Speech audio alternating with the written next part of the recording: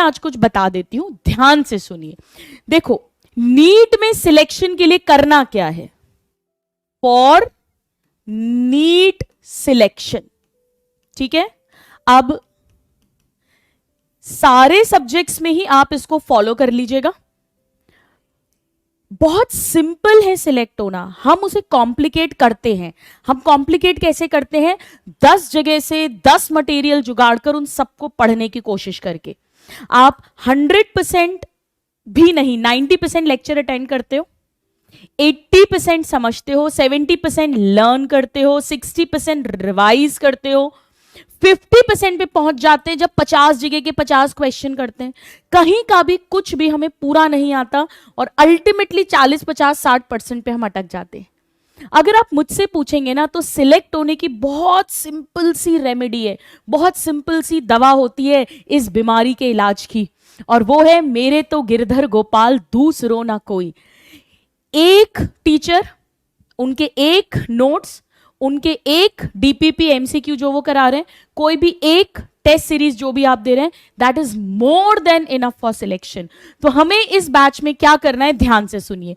सबसे पहले कंसिस्टेंसी, यानी लगातार ना पढ़ पाने के कारण से बहुत सारे स्टूडेंट्स हैं जो डगमगा जाते हैं, बैकलॉग क्रिएट हो जाते हैं, टेस्ट में नंबर कम आने लग जाते हैं, और इस कारण से सारी प्रिपरेशन जो है वो लड़खड़ा जाती है। शुरुआत तो हम बहुत जोर शोर से करते हैं, पर बीच में लड़खड़ा जाते हैं। तो मेरे हर स्टूडेंट को मैंने जागृति डायरी बनाना सिखा दी है।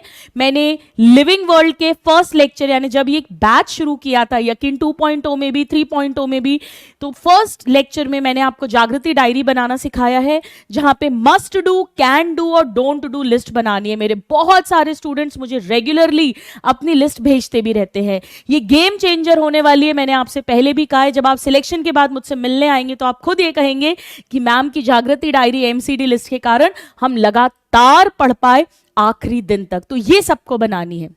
अब आपको करना क्या है, बहुत सिंपल सा इलाज दे रही हूं मैं आपको सिलेक्ट होने के लिए।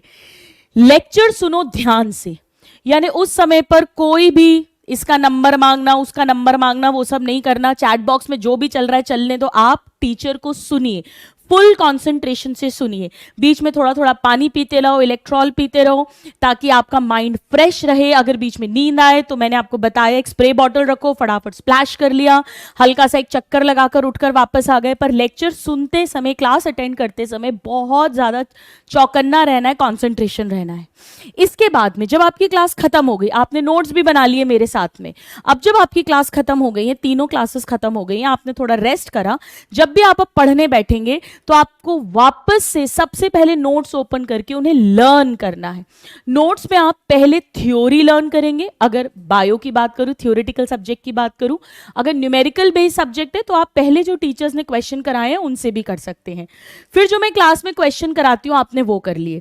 अगर कोई टॉपिक को समझने में आपको दिक्कत आ रही है, लर्न करने में दिक्कत आ रही है, वापस से आपने लेक्चर ओपन किया ऐप में और लेक्चर को 1.7, 1.8 की स्पीड पे उतने पार्ट को दोबारा से सुन लिया।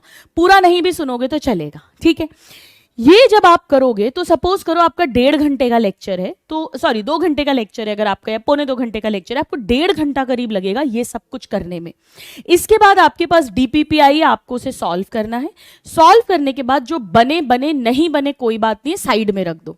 अगले दिन आपके पास मैं खुद उसका वीडियो सोल्यूशन रिकॉर्ड करके दे देती हूँ, वो फटाफट सुन लेंगे, हार्डली 5-7 मिनट लगेंगे। अब जब आपने ये कर लिया, ये करने में आपको करीब 1 आवर 45 मिनट्स टाइप लग जाएगा। इसके बाद आपको एनसीईआरटी ओपन करनी है। मैं एनसीईआरटी की एक एक लाइन, एक एक डायग्राम आपको क्लास में समझाती हूं, और ना सिर्फ समझाती हूं, लिखवाती भी हूं, अंडरस्टैंड भी करवाती हूं। तो आपको अब अपनी खुद की एनसीईआरटी खोलनी है। टीचर्स के भरोसे मत रहिए, क्योंकि हम ऑलरेडी एनसीईआरटी ही पढ़ा रहे हैं। अब मैं आपको दोबारा से एनसीईआरटी पढ़ाऊं, हालांकि मैं समरी लेक्चर में भी सब कुछ बताती हूं, लेकिन आपको खुद करना ये एक रिवीजन की तरह होगा। तो सपोज करो कि मैंने प्लाज्मा मेम्ब्रेन पढ़ाई है, तो आपने प्लाज्मा मेम्ब्रेन के नोट्स लर्न कर लिए, डीपीपी ट्राई कर ली। अब आपने प्लाज्मा मेम्ब्रेन वाला पैराग्राफ ओपन किया एनसीईआरटी में, मान लो 2 पैराग्राफ है, तो उसको हैंड टू हैंड आपने अपना पेन या पेंसिल लेके मार्क कर लिया।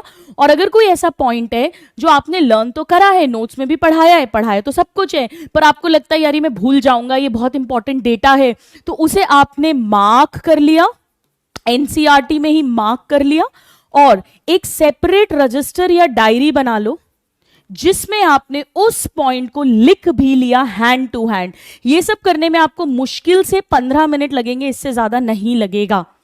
ये इंपॉर्टेंट है, ये लास्ट में बहुत इंपॉर्टेंट है, स्पेशली जैसे साइंटिस्ट के नेम्स हैं, साइंटिस्ट नेम्स हैं, इंपॉर्टेंट डेट्स हैं, कुछ डेटा है जो याद नहीं रहता है, इकोलॉजी में बहुत सारा डेटा ऐसा आएगा तो उन्हें भी हमने लिख लिया। ठीक है, इसमें आलस नहीं करना, ऐसा नहीं सोचना पूरा चैप्टर खत्म होगा तब मैं सुंदर सुंदर बनाऊंगा, ऐसा नहीं करना। अब ये तो आपको डेली करना है, ये आपको एवरी डे करना है, डेली।